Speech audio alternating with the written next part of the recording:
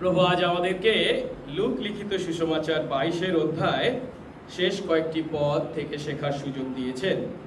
আসুন আমরা দেখি লুক লিখিত সুসমাচার 22 অধ্যায় 63 পদ থেকে 79 পদ। প্রভু তার বাক্যে বলেন, আর যে লোকেরা যিশুকে ধরেছিল তারা তাকে বিদ্রুপ ও প্রহার করতে লাগলো, আর তার চোখ ঢেকে জিজ্ঞাসা করলো, ভাবনি বল দেখি, কে তোকে মারলো? আর তারা নিন্দা করে তার বিরুদ্ধে আরো অনেক কথা বলতে লাগলো। যখন দিন হলো তখন লোকদের প্রাচীনদের সমাজ, প্রধান যাজকরা ও অধ্যাপকরা একত্র হলো এবং তাদের সভার মধ্যে তাকে আনলো আর বলল, তুমি যদি সেই খ্রিস্ট হও তবে আমাদের বলো। তিনি তাদের বললেন, যদি তোমাদের বলি তোমরা বিশ্বাস করবে না, আর যদি তোমাদের জিজ্ঞাসা করি কোনো উত্তর দেবে না। কিন্তু এখন থেকে মনুষ্যপুত্র ঈশ্বরের পরাক্রমে দক্ষিণ পার্শ্বে উপবিষ্ট থাকবেন। তখন সকলে বলল, তুমি কি ঈশ্বরের পুত্র? তিনি তাদের বললেন, তোমরাই বলছো যে আমি সেই। তখন তারা বলল, আর সাক্ষ্যের আমাদের কি প্রয়োজন? আমরা নিজেরাই তো এর মুখ থেকে শুনলাম। আমেন। প্রার্থনা করি। পবিত্র মঙ্গলময় স্বর্গস্থ পিতা, তোমার ধন্যবাদ করি তোমার অপার অনুগ্রহে, তোমার চরণ তলে তোমার কতিপয় দাস ও দাসী তোমার দিনে তোমার গৃহে মিলিত হয়েছি। প্রভু গো, এই সময় প্রভু তুমি তোমার স্বর্গীয় আত্মিক আশীর্বাদে আমাদেরকে পূর্ণ করো।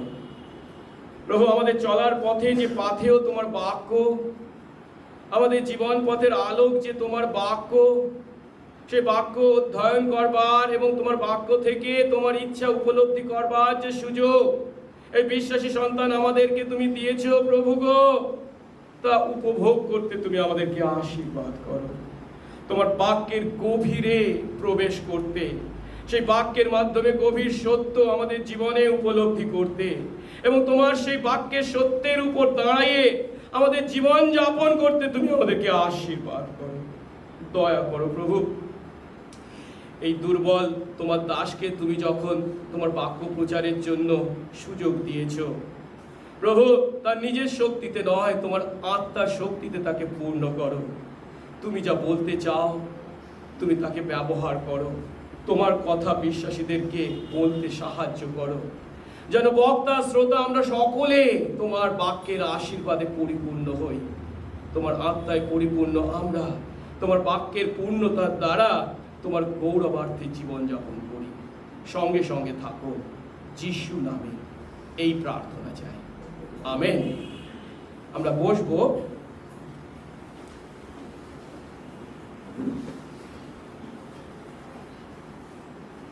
আমরা প্রভু যীশু খ্রিস্টের পার্থিব জীবনের চরম দুঃখ ভোগ ও মৃত্যু সম্বন্ধে শিখছি। আমরা দেখেছি যে তিনি তার মৃত্যুর পূর্ব রাত্রে জৈতুন পর্বতের গেতসেমানি বাগানে নিজের 12 জন শিষ্যকে নিয়ে উপস্থিত হয়েছিলেন। আর তিনি সেই 12 জন শিষ্যের মধ্যে একজন তথা ইস্করিতীয় জিহুদার দ্বারা বিশ্বাসঘাতকতার শিকার হয়েছিলেন সেখানে। আর ইহুদি ধর্মীয় নেতারা এসে সেখানে তাকে তারা গ্রেপ্তার করেছিল। তারপর সেই সমস্ত ইহুদি ধর্মীয় নেতা যিশুকে ধরে নিয়ে মহাযাজকের বাড়িতে যায়। আর সেই মহাযাজকের বাড়িতে আমরা আরো দেখেছিলাম, রাত পোহাবার পূর্বে, মোড়ক টাকার আগেই তার অন্য এক শিষ্য পিতর যিশুকে 3 বার চেনেন না বলে অস্বীকার করেছে। এরপর সেই ভোর মানে সকাল না হওয়া পর্যন্ত এবং সকালে যিশুর বিরুদ্ধে মকদ্দমার একাধিক শুনানি ও বিচার চলে। মথি, মার্ক, লুক, যোহন, 4টে সুসমাচারেই আমরা যিশুর এই মকদ্দমার কি বলা যেতে পারে শুনানি এবং বিচারের বিভিন্ন দিককে তুলে ধরতে দেখি। যিশুর বিরুদ্ধে তার শত্রুদের এই বিচার মূলত 2টি ধাপে সাধিত হয়েছিল। প্রথম ধাপে ইহুদি ধর্মীয় নেতাদের সামনে তার ধর্মীয় বিচার হয়েছিল, রিলিজিয়াস ট্রায়াল। এবং দ্বিতীয় ধাপে রোমীয় শাসক পিলাত এবং গালিলের রাজা হেরোদের সামনে তার সরকারি দেওয়ানি বা সিভিল ট্রায়াল হয়েছিল। আজ আমরা এই 2 ধাপের মধ্যে প্রথম ধাপে যিশুর বিচার অর্থাৎ ইহুদি ধর্মীয় নেতাদের সামনে সেই ধর্মীয় বিচার সম্বন্ধে শিখব। আমরা যখন ইহুদিদের ধর্মীয় বিচার সম্বন্ধে শিখতে চলেছি তখন একটা বিষয় আমাদেরকে মাথায় রাখতে হবে যে ইহুদিদের বিচার ব্যবস্থা কিন্তু খুবই উন্নত মানের ছিল।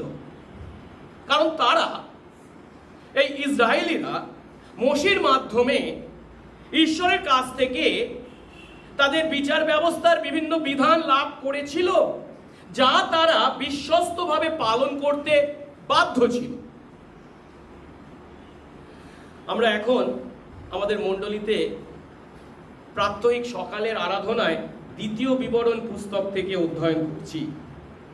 আর কিছুদিন আগেই আমরা এই 2য় বিবরণ 16 অধ্যায় থেকে শিখছিলাম। আর সেখানে মোশির মাধ্যমে ঈশ্বর ইসরায়েলকে আদেশ করেছেন তারা সেই প্রতিজ্ঞাত দেশে যখন প্রবেশ করবে এবং কনানে স্থায়ীভাবে বসবাস করবে তখন তারা সেই দেশে কিভাবে তাদের নিজেদের মধ্যে ন্যায় বিচার সাধন করবে, বিচার ব্যবস্থা কিভাবে পালিত হবে। আমরা দেখি 2য় বিবরণ 16 অধ্যায় 18 থেকে 20 পদ। বলা হয়েছে, তোমার ঈশ্বর সদাপ্রভু তোমার সকল বংশ অনুসারে তোমাকে যে সমস্ত নগর দেবেন। এখানে এক বচনে তুমি বা তোমাকে যদিও বলা হয়েছে, এখানে ইসরায়েলকে বলা হচ্ছে, মানে সমস্ত ইসরায়েল বা ইসরায়েল জাতিকে বলা হচ্ছে। তারা সেই নগর যখন কনানের বিভিন্ন নগর যখন অধিকার করবে সেই সকল নগরের দ্বার দেশে তুমি নিজের জন্য কাদেরকে? বিচারকদের ও শাসনকর্তাদের নিযুক্ত করবে এবং তারা ন্যায্য বিচারে লোকদের বিচার করবে, অন্যায় অবিচার করতে পারবে না। এবং তা কিভাবে তারা ন্যায্য বিচার করবে? 19 পদে বলা হয়েছে, তুমি অন্যায় বিচার করবে না, কারো মুখাপেক্ষা করবে না, কারো উৎকোচ মানে ঘুষ নেবে না, কারণ উৎকোচ বা ঘুষ জ্ঞানীদের চক্ষু অন্ধ করে, ধার্মিকদের বাক্য বিপরীত করে। তার পরিবর্তে সর্বতোভাবে যা ন্যায্য তারই অনুগামী হবে, তাতে তুমি জীবিত থেকে তোমার ঈশ্বর সদাপ্রভুর দত্ত দেশ অধিকার করবে। অর্থাৎ কনান অধিকারের পর তাদেরকে বলা হচ্ছে, তোমরা তোমাদের প্রতিটি নগরে বিচারকদের এবং শাসনকর্তাদের নিযুক্ত করবে, যাদের দ্বারা তোমাদের প্রতি ন্যায় বিচার সাধিত হবে। আর তারা কখনো মুখাপেক্ষা বা ঘুষ গ্রহণের মাধ্যমে অধার্মিকতার বিচার করতে পারবে না, তাদেরকে ন্যায় বিচার করতে হবে। এখন ইসরায়েলিরা ঈশ্বরের এই বিধান মেনে তাদের মধ্যে এই বিচার ব্যবস্থা পালন করতে বিশ্বস্তভাবে বাধ্য ছিল। এখন যিশু যখন এই পৃথিবীর মাটিতে ছিলেন আজ থেকে 2000 বছর পূর্বে, তখন ইহুদিদের বিচার ব্যবস্থা অনুসারে আমরা জানি বা আমরা ইহুদি অন্যান্য ঐতিহাসিক পুস্তক থেকে জানতে পারি যে কোন নগরে যদি কমপক্ষে 120 জন প্রাপ্তবয়স্ক পুরুষ থাকতো যারা তাদের নিজেদের পরিবারের কর্তা, তাহলে সেই নগরে তারা তাদের নিজেদের মধ্যে বিভিন্ন সমস্যা সমাধান করবার জন্য একটি আঞ্চলিক বিচারালয়, রিজিওনাল কোর্ট বা সভা তৈরি করতে পারত বা মহাসভা তৈরি করতে পারত। আর এই ধরনের মহাসভায় 23 জন ব্যক্তিকে গুরু দায়িত্ব দেওয়া হতো। এই 23 জন ব্যক্তি সেই মোশির বিধান মেনে বিধান সংক্রান্ত সমস্ত বিষয় সঠিক নিষ্পত্তি করবার জন্য আজকের দিনে আমরা যাদেরকে জাজ বলি বা জুরি বলি, সেই কাজ তারা করত। এখন সেই নগর যদি একটু ছোট হতো তাহলে 23 জনের দরকার হতো না, 7 জন হলেই বা 3 জন হলেই এই জজ বা জুরির দ্বারা তারা মহাসভা পরিচালনা করতে পারত। এগুলো হচ্ছে বিভিন্ন নগরের জন্য তৈরি মহাসভা। কিন্তু জেরুসালেম নগরে যে মহাসভা ছিল তাকে বলা হতো মহান মহাসভা, গ্রেট স্যানহেড্রিন। আর এই মহান সভাকে আমরা আমাদের দিনে বা আমাদের দেশের বিচার ব্যবস্থা অনুসারে সুপ্রিম কোর্ট বলে চিন্তা করতে পারি। আর তা ছিল জেরুসালেম নগরে। আর এই মহান মহাসভায় দ্য গ্রেট স্যানহেড্রিনের মধ্যে 3 ধরনের সদস্য থাকতো। প্রথমত প্রধান যাজকরা থাকতো। এই প্রধান যাজকরা মূলত ছিল সদ্দুকী সম্প্রদায়ের। তারপরে থাকতো প্রাচীনরা, যারা সমাজের মধ্যে গণ্যমান্য ব্যক্তি ছিল, ধর্মীয় ব্যক্তি হতে পারে বা সেকুলারও হতে পারে, এবং অধ্যাপকরা ছিল। আর এই অধ্যাপকদের মধ্যে বেশিরভাগই ছিল মূলত ফরিসিরা। আমরা যদি মার্ক 14:53 পদ দেখি, সেখানে এই 3 দলের লোকদেরকে মহাসভার সদস্য বলা হয়েছে। আর সেই সময়কার অর্থাৎ যিশুর পার্থিব পরিচর্যাকালে ইহুদি বিচার ব্যবস্থা অনুসারে কোনো অপরাধ সংক্রান্ত মামলার নিষ্পত্তি করার জন্য 3টে শর্ত অবশ্যই পালন করতে হতো। কোন 3টে শর্ত? প্রথমত, সর্বসমক্ষে মানে সবার সামনে দোষীর বিচার নিষ্পত্তি করা হতো। লুকিয়ে লুকিয়ে আলাদা এক জায়গায় নিয়ে গিয়ে তার বিচার হবে না, সকলের সামনে করতে হবে। 2 নম্বর, প্রথমে দোষীকে আত্মপক্ষ সমর্থন করবার সুযোগ দেওয়া হতো। অর্থাৎ তাকে দোষী সাব্যস্ত যদিও করা হয়েছে, কিন্তু তার কি বলার আছে তা তাকে বলবার সুযোগ দেওয়া হতো। এবং তৃতীয়ত, দোষীকে দোষী সাব্যস্ত করার জন্য 2 কিংবা 3 জন সাক্ষীর সাক্ষ্য অবশ্যই প্রয়োজন ছিল। অর্থাৎ একজন সাক্ষ্য দিলে হবে না, 2 কিংবা 3 জনকে অবশ্যই এই দোষীর বিরুদ্ধে সাক্ষ্য দিতে হবে। তাকে ভিত্তি করেই তাকে দোষী সাব্যস্ত করা বা শাস্তি দেওয়া যেত। এখানে 3 নম্বর শর্তটা খুব গুরুত্বপূর্ণ ছিল, কি 2 বা 3 জন সাক্ষীর সাক্ষ্যকে ভিত্তি করেই কেবল শাস্তি দেওয়া যেত। আর তাই যদি কেউ কোনো মিথ্যা সাক্ষ্য দিত, সেটা যে কতখানি মারাত্মক তা যাতে তারা উপলব্ধি করে, সেই জন্য মসির বিধানে ঈশ্বর খুব স্পষ্ট করে বলে দিয়েছিলেন, কেউ যদি ইচ্ছা করে মিথ্যা সাক্ষ্য দেয় তাকে কি ধরনের মারাত্মক শাস্তি ভোগ করতে হবে।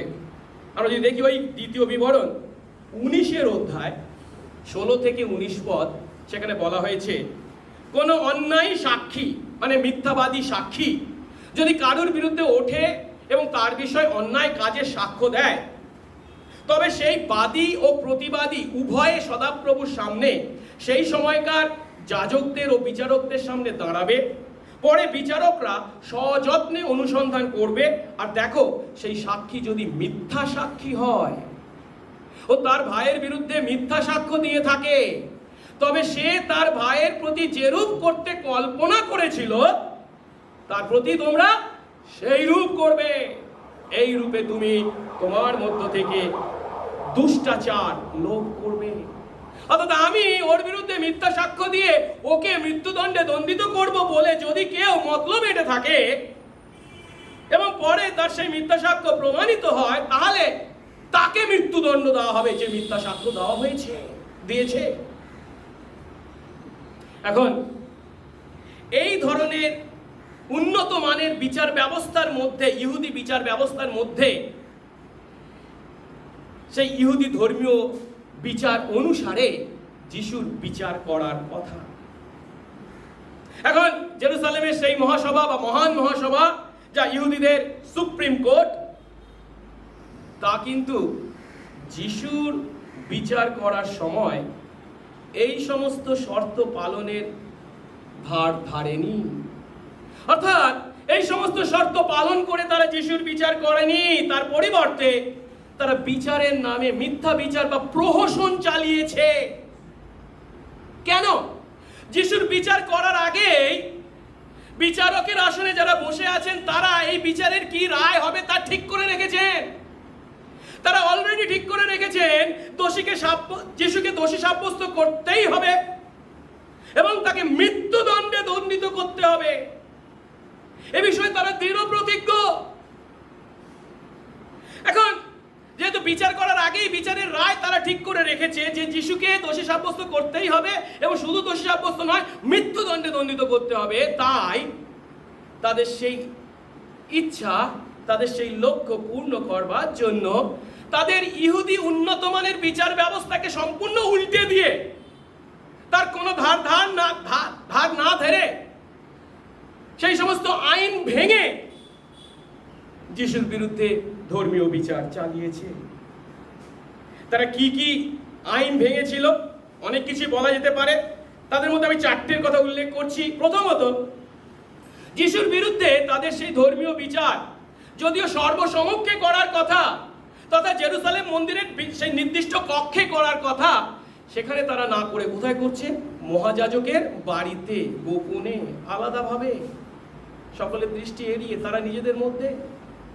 দ্বিতীয়ত, এখানে যিশুকে আত্মপক্ষ সমর্থন করার কোনো সুযোগ দেওয়া হয়নি, যেখানে ইহুদি নিয়ম অনুসারে উভয় পক্ষেরই কথা শুনবার কথা বলা হয়েছে। তৃতীয়ত, যিশুকে শেষ পর্যন্ত তারা ঈশ্বর নিন্দার অভিযোগে অভিযুক্ত করেছে, অপরাধে দোষী সাব্যস্ত করেছে। কিন্তু তারা যখন যিশু ঈশ্বর নিন্দা করেছেন বলে ঘোষণা করছেন, ঈশ্বর নিন্দা করে ঘোষণা করতে গেলে তাকে ঈশ্বরের নামে এই কথা ঘোষণা করতে হবে, কিন্তু ঈশ্বরের নামে তাকে ঈশ্বর নিন্দুক বলা হয়নি। চতুর্থত, তারা কোন দিনে এমন বিচার চালাচ্ছে? তাদের নিস্তার পর্বের দিন, এবং সেই দিন হচ্ছে তাদের জীবনে এক অন্যতম গুরুত্বপূর্ণ পর্বের দিনে এমন বিচার, ধর্মীয় বিচার চালাবার কথা নয়। অর্থাৎ সমস্ত বিচার ব্যবস্থাকে বুড়ো আঙ্গুল দেখিয়ে, আইন কানুনকে ধর্তব্যের মধ্যে না এনে তারা যিশুর বিরুদ্ধে ধর্মীয় বিচার চালাচ্ছে যিশুকে দোষী সাব্যস্ত করতে। কিন্তু বিস্ময়কর বিষয় কি জানেন?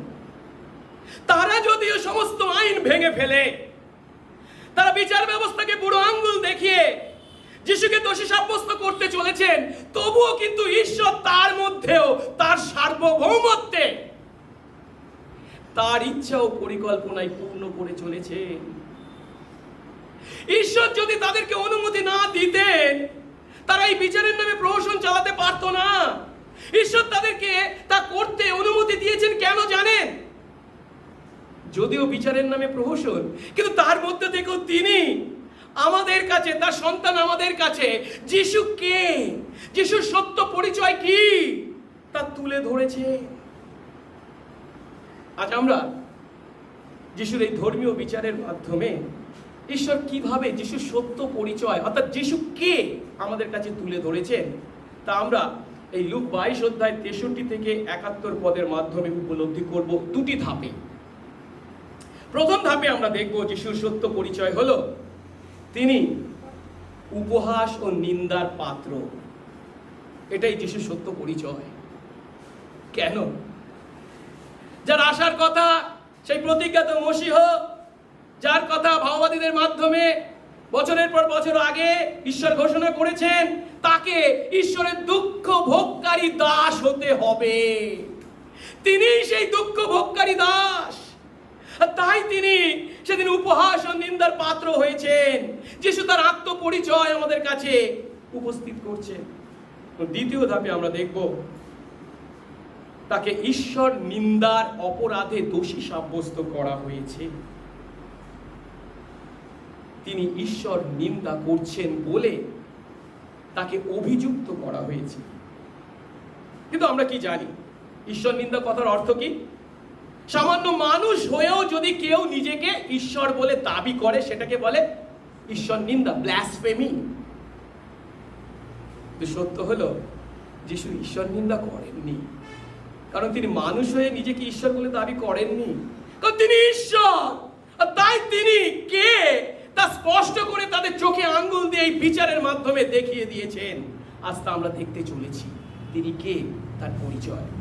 আসুন প্রথম ধাপে দেখি যিশু উপহাস ও নিন্দার পাত্র। গেতসেমানি বাগানে যিশুকে গ্রেপ্তার করার পর যিশুকে মহাযাজকের বাড়িতে নিয়ে যাওয়া হয় এবং সেই সময় তাদের মহাযাজক ছিলেন কায়াফা, কিন্তু তার আগে মহাযাজক ছিলেন তার শ্বশুর হানন। তাই প্রথমে সেই হাননের কাছে যিশুকে দাঁড় করানো হয়, কারণ তিনি যদিও কায়াফার আগে মহাযাজক ছিলেন, তখন সেই সময় তিনি মহাযাজক নয়, কিন্তু তার যথেষ্ট প্রভাব ছিল। যাই হোক, হাননের সামনে তার কাঠগড়ায় দাঁড় করানো হয় এবং তার উপরে বিভিন্ন প্রশ্নবাণ ছোড়া হয়, তার ডিটেলস যদিও বলা হয়নি। এবং তারপর তাকে সেই সময়কার যিনি মহাযাজক অর্থাৎ কায়াফা, তার জামাই, তার কাছে পাঠানো হয়। এবং শেষে সকাল হলে যিশুকে মহাসভার সামনে দাঁড় করানো হয়। এখানে মহান মহাসভা মানে জেরুসালেমের দ্য গ্রেট স্যানাড্রিনের সামনে তাকে দাঁড় করানো হয়, যাদের কথা একটু আগে আমরা শিখেছি। এখন লুক 22 অধ্যায় 63 থেকে 71 পদে আমরা যে ঘটনার বর্ণনা দেখতে পাচ্ছি, তার প্রেক্ষাপট হলো হানন এবং কায়াফার সামনে যিশুর বিচার হয়ে গেছে এবং এবার কাকে না যিশুকে মহাসভার সামনে দাঁড়াতে হবে, সেই স্যানাড্রিন, গ্রেট স্যানাড্রিনের সামনে দাঁড়াতে হবে। তাই ধরা যেতে পারে যে যিশুকে দোষী সাব্যস্ত করতে মহাসভার সেই সেই সেই সমস্ত সদস্যকে তাড়াতাড়ি আসবার জন্য খবর পাঠানো হয়েছে। সেই 70 জন সদস্য ছিল, তাদের কাছে খবর পাঠানো হয়েছে তারা যেন তাড়াতাড়ি আসেন, তাড়াতাড়ি যিশুর বিচার নিষ্পন্ন করা সম্ভব হয়। কিন্তু এগুলো হচ্ছে কখন? রাতের বেলা, ভোরের বেলা, তাই তো? সেই জন্য তাদের কাছে যদিও খবর পাঠানো হয়েছে, তাদের তো আসতে সময় লাগবে। এখন সেই সমস্ত মহাসভার সদস্যদের আসবার জন্য যদিও খবর পাঠানো হয়েছে এবং যখন তারা অপেক্ষা করছেন তাদের আগমনের জন্য, তখন যিশুকে গেতসেমানি বাগানে যারা গ্রেপ্তার করেছে তারা রোমীয় সৈন্য নয়, তারা কারা? জেরুসালেম মন্দিরের রক্ষী বা সেনাপতি, তারা সৈন্যরা জেরুসালেম মন্দিরের রক্ষী ছিল। তারা যিশুকে পাহারা দিচ্ছিল। আর শুধু যিশুকে পাহারা দেওয়া নয়, তারা যিশুর প্রতি উপহাস এবং নিন্দা বিদ্রূপ করতে শুরু করে। যিশুকে তারা সেদিন কিভাবে উপহাস ও নিন্দা করেছিল বা যিশু কিভাবে তাদের উপহাস ও নিন্দার পাত্র হয়েছিলেন, তা 63 থেকে 65 পদে লূক বর্ণনা করেছেন। আমরা পাঠ করি। আর যে লোকেরা যিশুকে ধরেছিল তারা তাকে বিদ্রূপ ও প্রহার করতে লাগলো আর তার চোখ ঢেকে জিজ্ঞাসা করলো, ভাববানী বল দেখি, কে তোকে মারলো? আর তারা নিন্দা করে তার বিরুদ্ধে আরো অনেক কথা বলতে লাগলো। একবার সেই দৃশ্যটাকে চিন্তা করুন, কল্পনা করুন। যিশুকে ধরে রেখেছে, ঘিরে রেখেছে সেই সমস্ত মন্দিরের সৈন্যরা, আর তারা তাকে বিদ্রূপ করছে, তাকে চড় মারছে, প্রহার করছে, আবার তার চোখ বেঁধে রেখে বলছে, চোখ বন্ধ করে রেখে চড় মেরে বলছে, বলতো কে তোকে চড় মারলো? ভাববানী করতো দেখি, তুই নাকি একজন ভাওবাদী, ইত্যাদি আরো অনেক অনেক নিন্দার কথা তার বিরুদ্ধে তারা বলছে। আর লক্ষ্য করার বিষয় হলো, আমরা জানি যিশু নির্দোষ, তবুও তিনি তাদের সেই সমস্ত বিদ্রূপ, প্রহার, নিন্দা সহ্য করছেন। কেন? তিনি তো যদি ইচ্ছা করতেন মুহূর্তের মধ্যে সেই সমস্ত বিদ্রূপ বা উপহাসকারী নিন্দুকদের মুখ বন্ধ করে দিতে পারতেন। তিনি যদি ইচ্ছা করতেন এক কথায় দিয়াবলকে দূর করে দিতে পারতেন। তিনি যদি ইচ্ছা করতেন স্বর্গ থেকে সেই স্বর্গদূতদের বাহিনীকে তিনি ডেকে আনতে পারতেন। তিনি যদি ইচ্ছা করতেন উপহাসকারী দিয়াবলের সেই সমস্ত চেলা চামুন্ডাদের এক মুহূর্তে উচ্ছিন্ন করতে পারতেন, কিন্তু তিনি তা করেননি। পরিবর্তে তাদের বিদ্রূপ, প্রহার, নিন্দা সব সহ্য করেছেন। এত অপমান সহ্য করার মাধ্যমে তিনি তার সন্তান পাপী আমাদের প্রতি তার প্রেম যে কতখানি গভীর, তার ভালোবাসা কতখানি গভীর তা দেখাচ্ছে। কারণ তিনি পৃথিবীর মাটিতে এসেছিলেন তার নিজের জন্য নয়, তিনি এসেছিলেন আমার আপনার জন্য, তার সন্তানদের জন্য। তার ইচ্ছা, তার মনোযোগ, তার নিজেকে দুঃখ কষ্ট থেকে এড়ানোর জন্য নয়, তার মনোযোগ হলো ঈশ্বরের ইচ্ছার প্রতি। সেই ঈশ্বরের ইচ্ছা বা মহৎ উদ্দেশ্য পূর্ণ করা, যে মহৎ উদ্দেশ্য পূর্ণ করবার জন্য তিনি পৃথিবীর মাটিতে অবতীর্ণ হয়েছে, যে মহৎ উদ্দেশ্য হলো নিজে আমাদের পরিবর্তে সেই সমস্ত অপমান সহ্য করে তার সন্তান আমাদেরকে আমাদের পাপ থেকে মুক্ত করা, আমাদের পাপের জন্য মুক্তি ক্রয় করা। তাই তিনি আমাদের পাপ থেকে উদ্ধার করতে সেই তিক্ত পানপাত্র ঈশ্বরের কাছ থেকে গ্রহণ করেছেন। তিনি পান করতে চলেছেন। তিনি পালিয়ে যাওয়ার লোক নন, তিনি প্রতিরোধ করবার লোক নন, প্রতিবাদ করবার লোক নন, তিনি সহ্য করবার জন্য এসেছেন আমাদের পরিবর্তে। তাই ইব্রিয় 12 অধ্যায় 2 পদের দ্বিতীয় অংশে বলছে, তিনি অর্থাৎ যিশু তার সামনের আনন্দের জন্য ক্রুশ সহ্য করলেন, অপমান তুচ্ছ করলেন। আমরা যখন আমাদের প্রভুকে এইভাবে পিতার ইচ্ছা পালন করতে দেখি, এইভাবে সমস্ত অপমান সহ্য করতে দেখি, তখন আসুন আমরা তাকে দেখে শিখি। যখন লোকেরা আমাদের বিরুদ্ধে বচসা করে, যখন লোকেরা আমাদের সমালোচনা করে, যখন লোকেরা আমাদের অপমান ও নিন্দা করে, তখন আসুন আমরাও আমাদের প্রভুর মতো ধৈর্য ধরে সহ্য করি। মনে রাখি, আমাদের প্রভু আমাদের জন্য যে অপমান সহ্য করেছেন, তার তুলনায় আমরা যে অপমান সহ্য করি কিছুই নয়। আসুন আমরা প্রভুর সেই আদর্শ অনুসরণ করি, যার সম্বন্ধে পিতর নিজে লিখেছেন। প্রথম পিতর 2 অধ্যায় 21 থেকে 23 পদে, খ্রিস্ট আমাদের জন্য দুঃখ ভোগ করলেন, এ বিষয়ে তিনি আমাদের জন্য এক আদর্শ রেখে গিয়েছেন। আমরা যেন তার পদচিহ্নের অনুগমন করি, আমরা যেন তার পদচিহ্নের অনুগমন করি। তিনি যে পথে এগিয়ে গেছেন, আমরাও যেন সেই পথে চলি।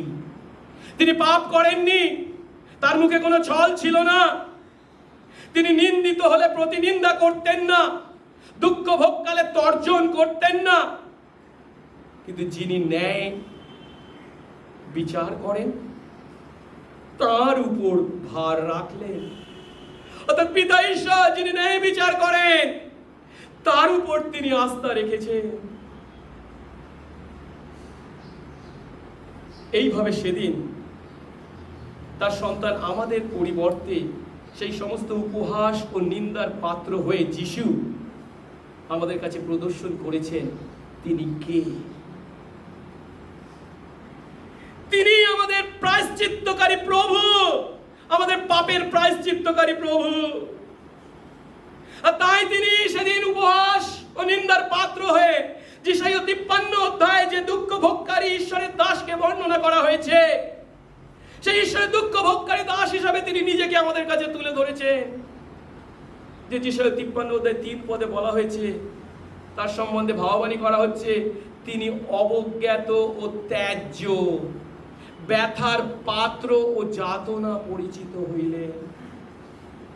7 পদে আবার বলা হয়েছে, তিনি উপদ্রুত হলেন, তবু দুঃখ ভোগ স্বীকার করলেন, মুখ খুললেন না। মেষশাবককে যেমন বধ করবার জন্য নিয়ে যাওয়া হয়, সে যেমন নিস্তব্ধ থাকে, তিনি মুখ খুললেন না।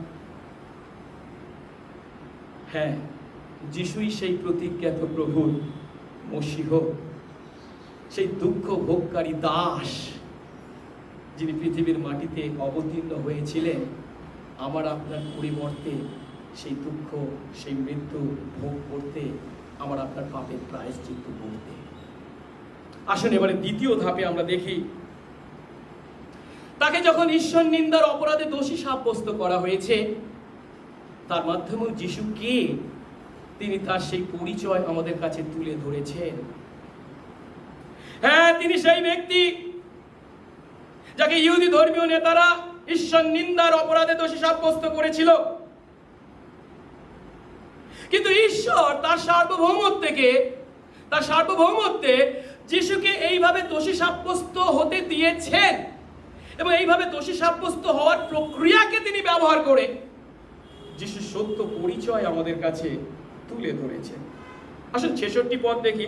বলা হয়েছে, যখন দিন হলো, মানে সকাল হলো, তখন লোকদের প্রাচীনদের সমাজ, প্রধান যাজকরা ও অধ্যাপকরা একত্র হলো এবং তাদের সভার মধ্যে তাকে অর্থাৎ যিশুকে আনালো আর বলল, তুমি যদি খ্রিস্ট হও তবে আমাদের বলো। অর্থাৎ সকাল হয়েছে, মহাসভার সদস্যরা একে একে মহাযাজকের বাড়িতে এসে উপস্থিত হয়েছে। কারা কারা এসেছে? মহাযাজকরা এসেছে, যাদের বেশিরভাগই হচ্ছে সদ্দুকী। অধ্যাপকরা এসেছে, যাদের বেশিরভাগ হচ্ছে ফরিসি। এবং প্রাচীনরা, মানে সমাজের গণ্যমান্য ব্যক্তিরা এসে উপস্থিত হয়েছে। আর তাদের সামনে যিশুকে এনে দাঁড় করানো হয়েছে এবং যিশুকে বিভিন্ন প্রশ্ন করা হচ্ছে। এখন তারা যখন প্রশ্ন করছে তাকে, 66 পদে যে প্রশ্নটা তারা করেছে, তার মাধ্যমে তারা যিশুর সত্য পরিচয় জানতে চাইছে। কি বলছে? তুমি যদি খ্রিস্ট হও আমাদের বলো। উপরে উপরে এই প্রশ্ন শুনে আমাদের মনে হতে পারে যে হ্যাঁ, ইহুদি নেতারা কি চাইছে? যিশুর সত্য পরিচয় জানতে চাইছে, কি তিনি সত্যি খ্রিস্ট কি না। কি মনে হয় আমাদের? তারা যদি সেই সত্য পরিচয় জানতে পারে যে যিশু সত্যি খ্রিস্ট, তাহলে তারা সঙ্গে সঙ্গে যিশুকে বিশ্বাস করে অমনি তাকে হত্যা করার ষড়যন্ত্র ত্যাগ করে বসে থাকবে, সেই কি উদ্দেশ্য তাদের? না না না না, তাদের মতলব অন্য জায়গায় আছে, আমি একটু পরে ব্যাখ্যা করছি। কিন্তু তবু তারা যখন যিশুকে প্রশ্ন করছে, তুমি যদি সেই খ্রিস্ট হও আমাদের বলো, তার মানে তারা যিশুর কাছে সত্য পরিচয় জানতে চাইছে। আর তারা যখন যিশুর সত্য পরিচয় জানতে চাইছে, আর যিশু যখন তাদেরকে সেই প্রশ্নের উত্তর দিচ্ছেন, তখন এ কথা পরিষ্কার যে তিনি যে উত্তর দিচ্ছেন বা যে কথাগুলো বলছেন, সেই কথাগুলির দ্বারা তিনি তার সত্য পরিচয় তাদের কাছে তুলে ধরছেন। পরবর্তী পদগুলিতে অর্থাৎ 67 থেকে 71 পদে যিশু তার 3টে সত্য পরিচয় তুলে ধরেছেন। প্রথমটি হলো, তিনি হলেন খ্রিস্ট।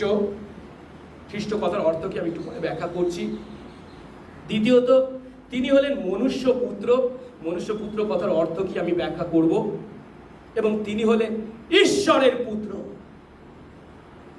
একটা একটা করে দেখি। প্রথমত, তিনি হলেন সেই খ্রিস্ট। মহাসভার সদস্যরা যিশুকে প্রশ্ন করেছেন কি? প্রথম প্রশ্ন, তুমি যদি সেই খ্রিস্ট হও তবে আমাদের বলো। এখানে আমাদের বাংলা বাইবেলে খ্রিস্ট করা হয়েছে, ইংরেজি বাইবেলে ক্রাইস্ট করা হয়েছে, গ্রিক বাইবেলে খ্রিস্টোস করা হয়েছে। আর এই গ্রিক বাইবেলে খ্রিস্টোস শব্দটি এসেছে পুরাতন নিয়ম যে ভাষায় লেখা হয়েছে, অর্থাৎ হিব্রু ভাষায় মসিহ, মেসায়ার জন্য যে শব্দটি ব্যবহার করেছে তার অনুবাদ হিসাবে।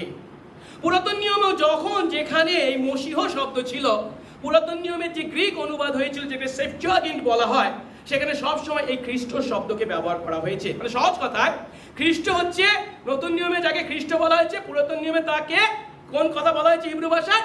মসিহ। এখন এই মসিহ কথার অর্থ কি? মসিহ কথার অর্থ যাকে অভিষিক্ত করা হয়েছে। এবং অভিষিক্ত করা হয়েছে মানে কি? কোনো মানুষের দ্বারা নয়, স্বয়ং ঈশ্বর যাকে অভিষিক্ত করেছেন। আমরা পুরাতন নিয়মে জানি 3 ধরনের পদ ছিল ঈশ্বর যাদেরকে অভিষিক্ত করতেন: রাজা, ভাববাদী এবং যাজক।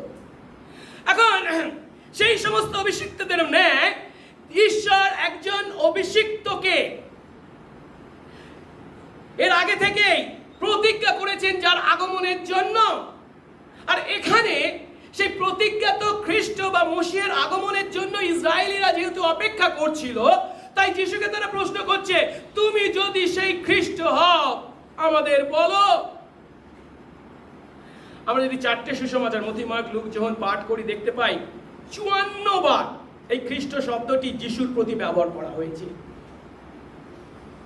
অর্থাৎ ঈশ্বর যাকে অভিষিক্ত করেছেন, তিনি ঈশ্বর তত্ত্ব ক্ষমতার অধিকারী হওয়ায় তিনি ঐশ্বরিক কর্তৃত্ব অধিকারী। তাই আমরা তার সেই ঐশ্বরিক কর্তৃত্ব স্বীকার করতে বাধ্য, এমন ব্যক্তি তিনি। এখন সত্য হলো যিশু অবশ্যই খ্রিস্ট, তিনি সেই ঐশ্বরিক ব্যক্তি। ঈশ্বর তাকে অভিষিক্ত করেছেন, তার বিষয়ে প্রতিজ্ঞা করেছেন এবং উপযুক্ত সময়ে কাল সম্পন্ন হলে তাকে পৃথিবীর মাটিতে পাঠিয়েছেন। কিন্তু যিশু তার পার্থিব পরিচর্যা কালে নিজেকে খুব একটা বেশি খ্রিস্ট বলে লোকদের কাছে উপস্থাপিত করেননি বা তার পরিচয় দেননি। তার কারণ হলো যিশুর পার্থিব পরিচর্যা কালে লোকদের মধ্যে খ্রিস্ট সম্বন্ধে একটা ভুল ধারণা ছিল। তারা যে খ্রিস্টের আগমনের প্রত্যাশায় ছিল বা প্রতীক্ষায় ছিল, তারা চাইছিল তিনি হবেন এমন খ্রিস্ট। এর আগে বলেছি পুরাতন নিয়মে কাদেরকে অভিষিক্ত করা হতো? রাজা, ভাববাদী, যাজক। তারা একজন রাজাকে চাইছিল। সেই খ্রিস্ট হবেন একজন রাজা, যিনি রাজনৈতিক বা সামরিক মসীহ হয়ে বা খ্রিস্ট হয়ে তাদের মধ্যে আসবেন এবং তারা সেই সময় যে রোমীয় রাজনৈতিক পরাধীনতার অধীনে ছিল তা থেকে তাদেরকে স্বাধীন করবে।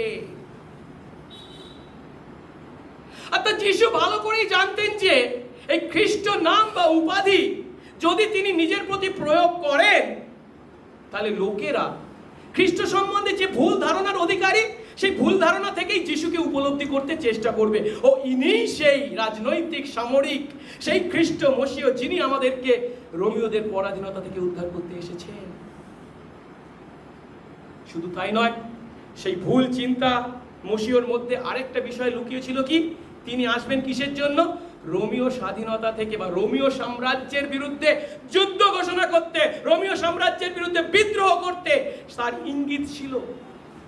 এখন যিশু যদি তার পরিচর্যা কাজ সম্পন্ন করবার আগেই নিজেকে তাদের চিন্তায় এই খ্রিস্ট, রাজনৈতিক খ্রিস্ট বলে বর্ণনা করতেন, তাহলে কি রোমীয় সরকার তার বিরুদ্ধে দাঁড়াতো এবং তাকে টার্গেট করতো। আর তাই যিশু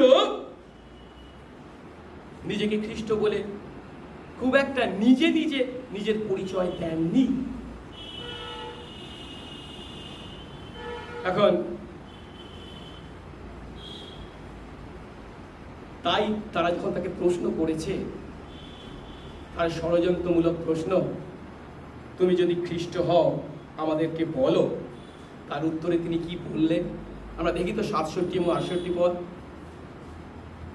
তিনি তাদের বললেন, যদি তোমাদের বলি তোমরা বিশ্বাস করবে না, আর যদি তোমাদের জিজ্ঞাসা করি কোনো উত্তর তোমরা দেবে না। যিশু খুবই সুকৌশলে তাদের প্রশ্নের উত্তর দিয়েছে। আমি যখন এই কথাটা ব্যবহার করছি, শব্দটা সুকৌশলে, তার মানে কিন্তু যে তিনি মিথ্যা বলেছেন এমনটি নয়। আমি কিছুদিন আগে একটা SMS পেয়ে খুব চিন্তায় পড়ে গেছিলাম।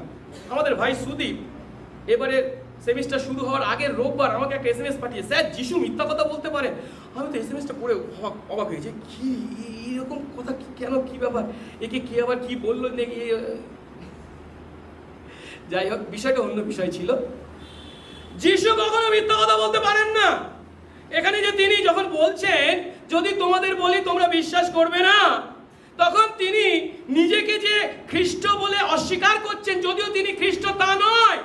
এই উত্তরের দ্বারা একদিকে তিনি যখন নিজেকে খ্রিস্ট বলে ঘোষণা করেছেন, কিন্তু অন্যদিকে ইহুদিরা যে তাকে ধরবার ফাঁদটা পেতেছিল তা থেকে তিনি নিজেকে এড়িয়েছেন।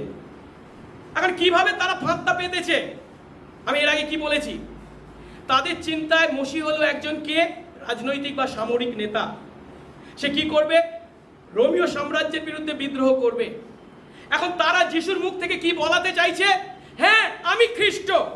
তখন তারা সেটাকে কি ব্যাখ্যা করবে? যিশুই হচ্ছে সেই সামরিক বা রাজনৈতিক খ্রিস্ট, যিনি রোমীয়দের বিরুদ্ধে কি করতে এসেছেন? যুদ্ধ করতে এসেছেন, বিদ্রোহ করতে এসেছেন। যার ফলস্বরূপ রোমীয়রা আসবে, তাকে ধরবে এবং মৃত্যুদণ্ডে দণ্ডিত করবে। আমাদের অর্থাৎ ইহুদি ধর্মীয় নেতাদের কিছু করতে হবে না, সব ওরাই করে দেবে আমাদের পরিবর্তে। এই হচ্ছে তাদের ফাঁদ। কিন্তু যিশু কি করছে? যিশু যখন বলছেন আমি যদি তোমাদের বলি তোমরা বিশ্বাস করবে না, তার মানে কিন্তু তিনি বলছেন না আমি খ্রিস্ট নই। পরিবর্তে তিনি বলছেন হ্যাঁ আমি খ্রিস্ট, যদিও তোমরা তা বিশ্বাস করো না। আর দ্বিতীয়ত, তারা তাকে যে ফাঁদে ফেলতে চেয়েছিল তার মুখ থেকে নিজেকে সেই রাজনৈতিক সামরিক খ্রিস্ট বলে বর্ণনা করতে বাধ্য করা এবং তার মাধ্যমে রোমীয়দের শত্রুতে তাকে পরিণত করা, সেই ফাঁদকেও তিনি এড়িয়ে গেছেন। এর অর্থ তিনি ঈশ্বরের সেই প্রতিজ্ঞাত খ্রিস্ট যাকে তারা বিশ্বাস করেনি। তিনি নিজেকে হাজারবার খ্রিস্ট বললেও তারা বিশ্বাস করবে না, যদিও তিনি সেই খ্রিস্ট। অন্যদিকে তিনি যদি নিজেকে খ্রিস্ট বলে তাদের প্রশ্ন করেন, তারা উত্তরও দেবে না। এই লুকের সুসমাচার এই দুটো অধ্যায় আগে লুক 20 অধ্যায় 41 পদে যিশু তাদেরকে খ্রিস্ট সম্পর্কিত একটা প্রশ্ন করেছিলেন। কি প্রশ্ন?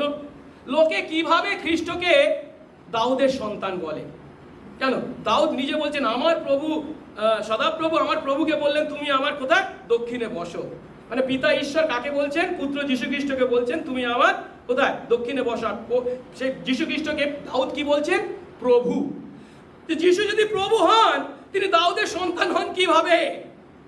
এই প্রশ্ন যখন করেছিলেন, মতি 22 অধ্যায় 46 পদে বলছে, সেই প্রশ্ন শুনে কেউ তাকে কোনো উত্তর দিতে পারেনি, উত্তর দেয়নি, উত্তর দিতে পারে না। অর্থাৎ তারা যদি সত্য স্বীকার করত, তাহলে তারা যিশুকে ঈশ্বরের সেই প্রতিজ্ঞাত খ্রিস্ট বলে, মসিহ বলে চিনতে পারত। কিন্তু তাদের ষড়যন্ত্রে পূর্ণ হৃদয় সত্যকে উপলব্ধি করতে ব্যর্থ হয়েছিল। আমরা যারা যিশুকে ঈশ্বরের সেই অভিষিক্ত ব্যক্তি তথা খ্রিস্ট হিসাবে উপলব্ধি করেছি, আসুন তা আমরা যে আমাদের নিজেদের ক্ষমতায়, শক্তিতে, জ্ঞানে, বুদ্ধিতে করেছি তা নয়। প্রভু তার অনুগ্রহে, তার আত্মা দ্বারা যেহেতু আমাদেরকে নতুন জন্ম দিয়েছেন, তাই আমরা আমাদের পাপকে দেখে অনুতপ্ত হয়েছি, তাই আমরা যিশুকে জেনেছি, সেই যিশুকে খ্রিস্ট বলে, মুক্তিদাতা বলে, প্রভু বলে বিশ্বাস স্বীকার করেছি। আর তাই প্রভুর কাছে আমরা কৃতজ্ঞতার ধন্যবাদের জীবনযাপন করি। আমরা যেন কখনো এমন কথা মনে না করি সেই সময়কার ধর্মীয় নেতাদের থেকে আমরা অনেক উন্নত ধর্মীয় মানের অধিকারী, তাই আমরা যিশুকে খ্রিস্ট বলে চিনেছি। না, প্রভুর অনুগ্রহে আমরা তাকে চিনেছি, জেনেছি, তার আত্মা দ্বারা সেই নতুন জন্মের ফল আমরা লাভ করেছি বলে। আজও অনেক খ্রিস্ট বিশ্বাসী আছে, খ্রিস্ট বিশ্বাসী ধর্মীয় নেতারাও আছেন মণ্ডলীতে, যাদের নতুন জন্ম হয়নি। নতুন জন্মকে তারা স্বীকার করে না, তারা কখনো প্রভু সন্তান নয়। কিন্তু আমরা যদি হয়ে থাকি, আমরা যখন তাকে ধন্যবাদ দেব, পাশাপাশি যারা এখনো সেই যিশুকে খ্রিস্ট বলে চিনিনি, এখনো নতুন জন্ম পাইনি, আমরা যেন প্রভুর কাছে প্রার্থনা করি তিনি যেন তার আত্মা দ্বারা আমাদেরকে নতুন জন্ম দেন। যিশু নিতকে কি বলছেন? নতুন জন্ম না হইলে কেউ ঈশ্বরের রাজ্য দেখতে পায় না। আমি ঈশ্বরের রাজ্যে সেবা করছি, কাজ করছি, আমার নতুন জন্ম হয়নি। প্রভু অনুগ্রহ করুন, আসুন তার কাছে কাঁদি, তার কাছে প্রার্থনা করি, প্রভু যেন তার আত্মা দ্বারা আমাদেরকে নতুন জন্ম দেন, যাদের এখনো নতুন জন্ম হয়নি। আসুন যিশু তার দ্বিতীয় যে পরিচয় তাদের কাছে সেদিন প্রকাশ করেছিলেন, তা কি? তিনি হলেন মনুষ্য পুত্র, সন অফ ম্যান। 69 পদে যিশু তাদেরকে বলছেন, আরেক তার উত্তরের দ্বিতীয় অংশে কি বলছেন? কিন্তু এখন থেকে মনুষ্য পুত্র ঈশ্বরের পরাক্রমে দক্ষিণ পাশে বসে থাকবে। এখন থেকে মনুষ্য পুত্র ঈশ্বরের পরাক্রমে দক্ষিণ পাশে বসে থাকবে। আমরা যদি মথি 22 অধ্যায় 64 পদ দেখি, তার সঙ্গে আরো একটু যোগ করা হয়েছে। এখন থেকে তোমরা মনুষ্য পুত্রকে পরাক্রমে দক্ষিণ পাশে বসে থাকতে এবং আকাশের মেঘরথে আসতে দেখবে। এখন এই যে মনুষ্য পুত্রের কথা এখানে বলা হয়েছে, যাকে পরাক্রমের দক্ষিণ পাশে বসে থাকবার কথা বলা হচ্ছে, বা মেঘরথে, আকাশের মেঘরথে আসবার কথা বলা হচ্ছে, এর মাধ্যমে কি বলা হচ্ছে বা যিশু কি বলতে চেয়েছেন? যিশু একটু আগে আমি বলেছি, তার নিজের জন্য খ্রিস্ট এই নামটি বা উপাধিটি খুব একটা ব্যবহার করেননি নিজের জন্য। তার পরিবর্তে তিনি নিজের জন্য যে নাম বা উপাধিটি সব থেকে বেশি ব্যবহার করেছেন, সেটা কি? মনুষ্য পুত্র। সুসমাচারে, 4টে সুসমাচারে 82 বার যিশুর প্রতি এই নাম ব্যবহার করা হয়েছে। আর প্রশ্ন হলো, এই মনুষ্যপুত্র এই নাম বা উপাধির অর্থ কি? আমরা হয়তো উপরে উপরে এই নাম থেকে কি ভাবতে পারি, মনুষ্যপুত্র মানে মানুষের ছেলে। হ্যাঁ, যিশু তো সত্যি ছুতরের ছেলে ছিলেন, তাই তো? যাকবের ছেলে ছিলেন, ছুতরের ছেলে, মরিয়মের ছেলে, তাই তো? ছুতরের ছেলে, মানুষের ছেলে, তাই তো? তার মানব প্রকৃতিকে এর দ্বারা তুলে ধরা হয়েছে বলে আমরা ভাবতে পারি, কিন্তু তা নয়। আপনার সেই চিন্তা সম্পূর্ণ বিপরীত অর্থ এই নামের দ্বারা যিশুর মাধ্যমে আমাদের কাছে তুলে ধরা হয়েছে, যিশুর উপাধি বা নাম হিসাবে। তিনি যখন বলছেন, আমি সেই মনুষ্যপুত্র যাকে তোমরা সেই পরাক্রমের দক্ষিণে বসে থাকতে দেখবে, যিনি আকাশের মেঘরথে আসবেন, তখন তার দ্বারা তিনি বলছেন তার মানব প্রকৃতির কথা নয়, তার ঈশ্বর প্রকৃতির কথা। কেন? আমরা দেখি তো দানিয়েল 7 অধ্যায় 13 ও 14 পদ। দানিয়েল 7 অধ্যায় 13 ও 14 পদ। দানিয়েল স্বপ্ন দেখেছেন, দর্শন পেয়েছেন প্রভুর কাছ থেকে। কি না, আমি রাত্রিকালীন দর্শনে দৃষ্টিপাত করলাম, আর দেখো আকাশের মেঘ সহকারে মনুষ্য পুত্রের ন্যায় এক পুরুষ আসলেন। তিনি সেই অনেক দিনের বৃদ্ধের কাছে উপস্থিত হলেন, তার সামনে আনীত হলেন, আর তাকে অর্থাৎ সেই মনুষ্য পুত্রের ন্যায় ব্যক্তিকে কর্তৃত্ব, মহিমা ও রাজত্ব দত্ত হলো। লোকবৃন্দ, জাতি ও ভাষাবাদীকে তার সেবা করতে হবে। তার কর্তৃত্ব অনন্তকালীন কর্তৃত্ব, তার লোপ পাবে না এবং তার রাজ্য বিনষ্ট হবে না। এখানে দানিয়েল যে দর্শন পেয়েছেন, সেই দর্শনটা কি কার দর্শন? মনুষ্য পুত্রের ন্যায় একজনের বিষয় দর্শন। এবং বলা হচ্ছে সেই মনুষ্য পুত্রের ন্যায় একজন কি করছেন না, অনেক দিনের বৃদ্ধের কাছে এসে উপস্থিত হয়েছে। এবং তিনি যখন সে অনেক দিনের বৃদ্ধের কাছে উপস্থিত হয়েছেন, আকাশের মেঘরথে নেমে এসে বলা হচ্ছে কি, তখন সমস্ত পৃথিবীর উপর অনন্তকালীন কর্তৃত্ব সেই মনুষ্য পুত্রকে দেওয়া হয়েছে। যিশু জানতেন এই দর্শনের দ্বারা স্বয়ং তাকে অর্থাৎ যিশুকে নির্দেশ করা হয়েছে। তিনি পিতা ঈশ্বরের কাছ থেকে সেই কর্তৃত্ব, মহিমা, রাজত্ব লাভ করতে চলেছেন, যা তিনি অনন্তকাল ধরে ভোগ করতে চলেছেন। অর্থাৎ এ হলো ঈশ্বর যেমন সমস্ত পৃথিবীর উপর সার্বভৌম ক্ষমতার অধিকারী ঈশ্বর, যিশু ঈশ্বর হওয়ায় এই সমস্ত পৃথিবীর উপর অনন্তকালের সার্বভৌম ক্ষমতার অধিকারীর পক্ষে দর্শন। তাই মনুষ্যপুত্র তার এই নাম বা উপাধি তার মানব প্রকৃতিকে নয়, তার ঈশ্বর প্রকৃতিকেই প্রদর্শন করেছে। আমাদের হয়তো বুঝতে অসুবিধা হতে পারে, কিন্তু যিশু যখন মহাসভার সদস্যদের বলছেন, এখন থেকে মনুষ্যপুত্রকে ঈশ্বরের পরাক্রমের দক্ষিণে তোমরা বসে থাকতে দেখবে, তখন এরা কিন্তু ইহুদি ধর্মীয় নেতা, তারা পুরাতন নিয়ম ভালো করে জানে। যিশু যে তাদের কাছে তার নিজের পরিচয় তুলে ধরছেন এর মাধ্যমে, তিনি যে স্বয়ং সেই দানিয়েলের দর্শনের মনুষ্যপুত্র, যিনি পার্থিব জীবনে যদিও নিজেকে অবনত করেছেন, কিন্তু শেষে তিনি ঈশ্বরের কাছে তার দক্ষিণে উপবিষ্ট হতে চলেছেন, তার পাশে আসন গ্রহণ করতে চলেছেন। এই কথাই যে যিশু বলছেন তা তারা বুঝতে পেরেছে। যিশু হলেন সেই খ্রিস্ট এবং সেই মনুষ্যপুত্র। তিনি পৃথিবীর মাটিতে এসেছিলেন, যদিও ঈশ্বর তিনি মানুষ হয়েছিলেন, 100% ঈশ্বর এবং 100% মানুষ ছিলেন, কিন্তু পার্থিব পরিচর্যা কাজ শেষ করে তিনি পিতার কাছে ফিরে গেছেন, পিতার দক্ষিণে উপবিষ্ট হয়েছেন। সমস্ত পরাক্রম, ক্ষমতা অনন্তকালের জন্য রাজত্ব, কর্তৃত্ব গ্রহণ করেছেন। সমস্ত জাতির উপর, ভাষার উপর তিনি কর্তৃত্বকারী একমাত্র ঈশ্বর। যিশু আমাদের কাছে তারই উত্তরের মাধ্যমে বলছে, আমি সেই মনুষ্যপুত্র সেই সার্বভৌম ঈশ্বর সমস্ত কর্তৃত্বের অধিকারী। তৃতীয়ত, তিনি তার পরিচয় দিচ্ছেন তিনি হলেন ঈশ্বরের পুত্র, যা 70 এবং 71 পদে আমরা পাই। যিশু যখন নিজেকে মনুষ্য পুত্র হিসাবে বর্ণনা করেছেন, তখন মহাসভার সদস্যরা উপলব্ধি করতে পেরেছে কি তিনি বলছেন কি মনুষ্য পুত্র অর্থাৎ আমি ঈশ্বরের পরাক্রমের দক্ষিণে উপবিষ্ট হব।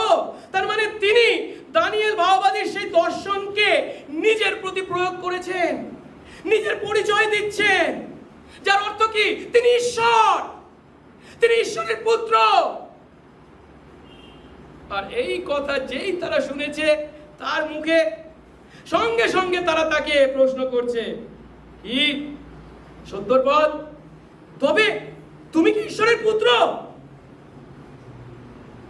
কেন তুমি যে মনুষ্য পুত্রের কথা বলছো, এই মনুষ্য পুত্র মানে সাধারণ জোসেফের ছেলে, মেরির ছেলে নয়, মানুষের ছেলের কথার অর্থ নয়। এর অর্থ ঈশ্বর, ঈশ্বরের পুত্র, যিনি সেই অনেক দিনের বৃদ্ধের কাছ থেকে সমগ্র কর্তৃত্ব গ্রহণ করতে চলেছো, অর্থাৎ ঈশ্বরের পুত্র। তুমি তুমি কি নিজেকে ঈশ্বরের পুত্র বলো? যিশু ঈশ্বরের পুত্র কি না, এই প্রশ্ন যখন যিশুকে করা হয়েছে, যিশু তখন কি উত্তর দিচ্ছেন? তোমরাই বলছো যে আমি সেই, তোমরাই বলছো যে আমি সেই।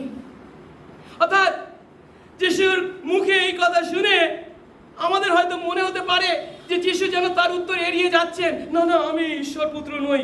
না, তা নয়। তার পরিবর্তে এই উত্তরের দ্বারা তিনি তার নিজের পরিচয় সম্বন্ধে তাদের এই উক্তিকে স্বীকার করছেন।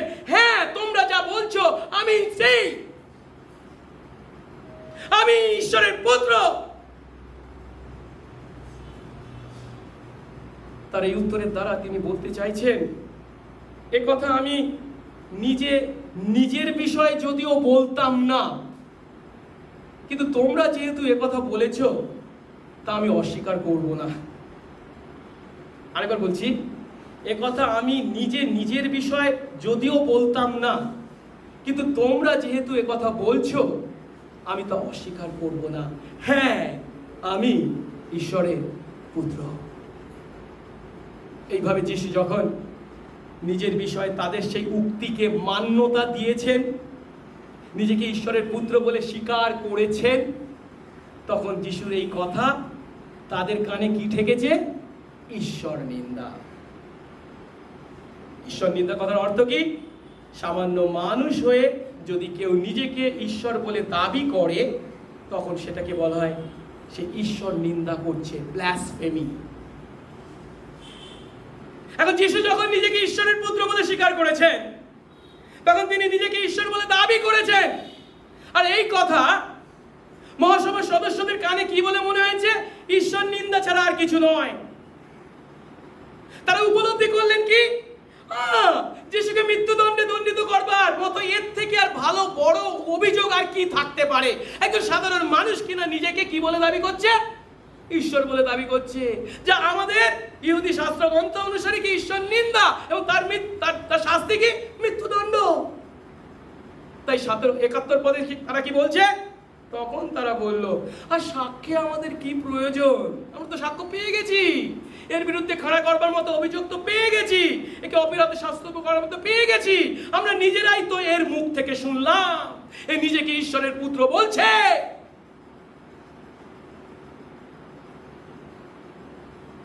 কিন্তু সত্য হলো, যিশু যে পরিচয় জেনে তারা যিশুকে ঈশ্বর নিন্দা করার অপরাধে দোষী সাব্যস্ত করেছিল,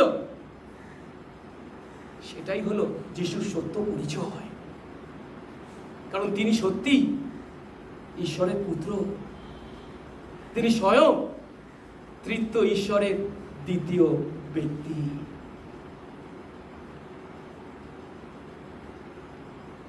অর্থাৎ দ্বিতীয় ধাপে আমরা দেখলাম যিশু হলেন স্বয়ং ঈশ্বরের সেই প্রতিজ্ঞাত খ্রিস্ট, তিনি মনুষ্য পুত্র, তিনি ঈশ্বরের পুত্র। ইহুদি ধর্মীয় নেতাদের সামনে তার এই ধর্মীয় বিচারে, ঈশ্বর তার সার্বভৌমত্বে যীশু খ্রিস্টের এই সত্য পরিচয় আমাদের কাছে তুলে ধরেছেন। যীশু হলেন সেই খ্রিস্ট যাকে ঈশ্বর এই পৃথিবীতে পাঠিয়েছিলেন যেন তিনি তার হারিয়ে যাওয়া আত্মাদের খুঁজে বের করেন এবং তাদের পরিত্রাণ করেন। রাজাদের রাজা ও প্রভুদের প্রভু হওয়ার জন্য ঈশ্বর তাকে অভিষিক্ত করেছিলেন। আর যীশু যখন ক্রুশের উপর মারা যান, তখন তার ক্রুশে মাথার উপরে কি লিখে দেওয়া হয়েছিল? নাসরতীয় যীশু, ইহুদিদের রাজা। বলা হয়েছে কি, সেটা 3টে ভাষায় লেখা হয়েছিল যেন সমস্ত জগৎ জানতে পারে তিনি খ্রিস্ট। যীশু হলেন মনুষ্যপুত্র। যীশু তার সন্তান আমাদের পাপের প্রায়শ্চিত্ত করে ক্রুশের উপর নিজেকে উৎসর্গ করেছেন। তিনি মরেছেন, কবর প্রাপ্ত হয়েছেন, কিন্তু তিনি ঈশ্বর। মৃত্যু তাকে ধরে রাখতে পারে? তিনি মৃত্যুকে জয় করে পুনরুত্থিত হয়েছেন, পিতার কাছে ফিরে গেছেন সেই স্বর্গে, এবং পিতার দক্ষিণে তিনি তার আসন গ্রহণ করেছেন, এবং তিনি অনন্তকাল ধরে সমগ্র পৃথিবীর উপর তার ঐশ্বরিক ক্ষমতা বজায় রেখে কর্তৃত্ব করে চলেছেন। তৃতীয়ত, যীশু হলেন ঈশ্বরের পুত্র, কারণ তিনি পুত্র ঈশ্বর। পিতা ঈশ্বর, পুত্র ঈশ্বর, পবিত্র আত্মা ঈশ্বর। তিনি দ্বিতীয় ব্যক্তি, পুত্র ঈশ্বর। ঈশ্বর ও মানুষের মধ্যে তিনি হলেন একমাত্র মধ্যস্থ। নিজেকে আমাদের পরিবর্তে তিনি নিখুঁত বলি হিসাবে উৎসর্গ করেছেন, আমাদের পাপের মোচন করেছেন, আমাদেরকে ঈশ্বরের সঙ্গে সম্মিলিত করেছেন। আসুন সেই খ্রিস্ট, মনুষ্যপুত্র এবং ঈশ্বরের পুত্রের ধন্যবাদ, প্রশংসা, গৌরব ও আরাধনার জীবনযাপন করি, প্রার্থনা করি। মঙ্গলময় সর্বস্ত পিতা, তোমার ধন্যবাদ করি প্রভু, যে চরম দুঃখ ভোগ ও মৃত্যুর পথ প্রভু তুমি অতিক্রম করেছ। পিতা ঈশ্বর তোমার হাতে যে সেই তিক্ত পানপাত্র তুলে দিয়েছিলেন, যা শেষ পর্যন্ত তুমি পান করেছ। যখন সেই সমস্ত ইহুদি ধর্মীয় নেতারা, যারা ধর্ম জানে বলে, শাস্ত্র জানে বলে বড়াই করত, কিন্তু তাদের আধ্যাত্মিক অন্ধত্ব তাদের প্রভুকে চিনতে দেয়নি। তারা তাদের প্রভুকে ঈশ্বর নিন্দার অভিযোগে অভিযুক্ত করেছিল। কিন্তু প্রভু, এসবই তুমি ঘটতে দিয়েছিলে তোমার সার্বভৌমত্বে, কারণ এটাই ছিল পিতা ঈশ্বরের সেই পরিকল্পনা, যার দ্বারা তোমার সন্তান এই আমরা আমাদের পাপ থেকে উদ্ধার পাবো। কারণ তিনি যদি আমাদের পরিবর্তে সেদিন উপহাসের পাত্র না হতেন, বিদ্রুপের পাত্র না হতেন, আমাদের পরিবর্তে সেই শাস্তি বা প্রহার গ্রহণ না করতেন, তিনি তোমার দুঃখ ভোগকারী দাস হতে পারতেন না।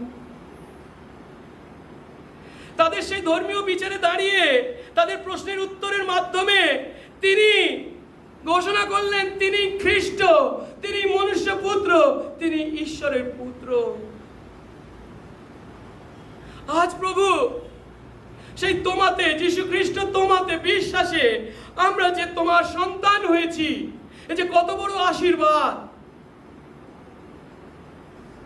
তা উপলব্ধি করে তোমার প্রতি কৃতজ্ঞতা, ভক্তি, ভালোবাসা, ধন্যবাদ এবং প্রশংসা, গৌরবের জীবনযাপন করতে তুমি আমাদেরকে আশীর্বাদ করো। প্রভু, তোমার এই সত্য পরিচয় যারা এখনো আমরা পাইনি, দয়া করো, অনুগ্রহ করো, আমরা যেন তোমার কাছে কাঁদতে পারি, প্রার্থনা করতে পারি। প্রভু, সেই ইচ্ছা তুমি আমাদের মধ্যে দাও, কারণ প্রভু তোমার বাক্য বলে তুমি আমাদের মধ্যে ইচ্ছা ও কার্য উভয়েরই সাধন কর্তা। যখন আমরা সেই ইচ্ছায় তোমার কাছে প্রার্থনা করছি, তখন যে আমরা করছি তা নয়, তুমি আমাদেরকে দিয়ে তা করাচ্ছ। কারণ প্রভু, তুমি আমাকে মনোনীত করেছো সেই জগৎ সৃষ্টির পূর্বে, তুমি আমার জন্য তোমার পুত্রকে সেই ক্রুশের উপরে প্রায়শ্চিত্ত বলি হিসাবে উৎসর্গ করেছো,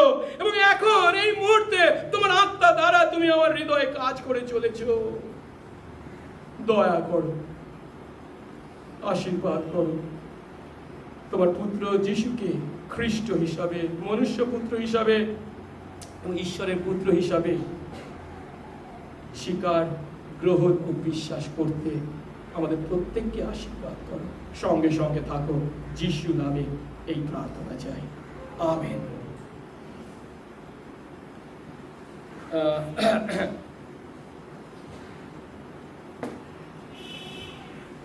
আসুন এই সময় আমরা প্রভুর প্রশংসার্থে সকলে একসঙ্গে গান করি। আজকে কত সংখ্যার গান আছে আমার বুলেটিনটা দিতে ভুলে গেছি। ইংরাজি কত? 143 সংখ্যার গান। আসুন আমরা সবাই মিলে একসঙ্গে গাই, কেবল যিশুর রক্ত ও পুণ্যেতে।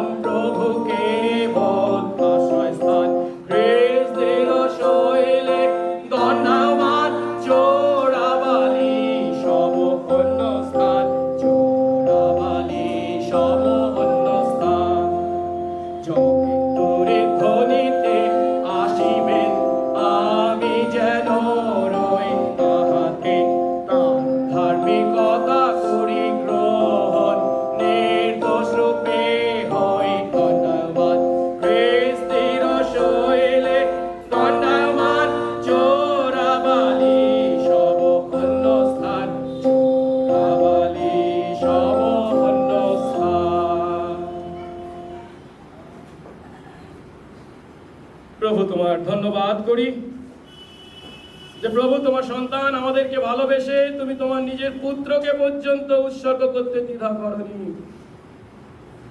এই পাপী জঘন্য কীট মাত্র আমাদেরকে উদ্ধার করতে প্রভু গো এতখানি ভালোবেসেছো যে তোমার পুত্রকে পর্যন্ত তুমি আমাদের পরিবর্তে প্রায়শ্চিত্ত বলি হিসেবে উৎসর্গ করেছো।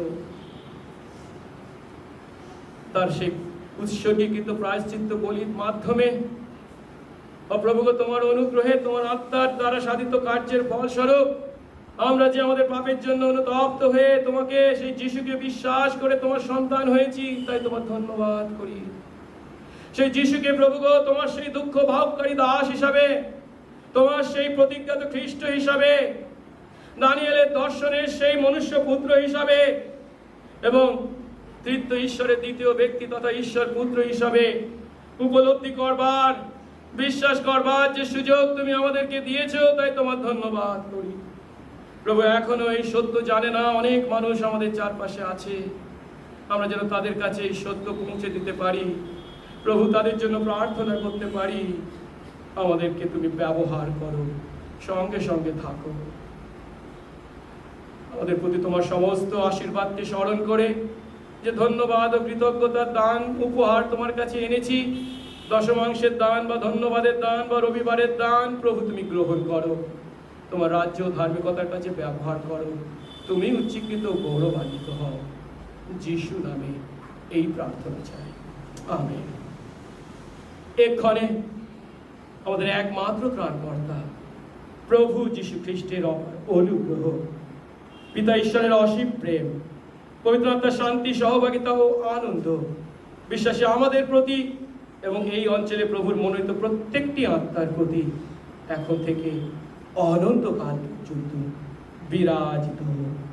আমেন।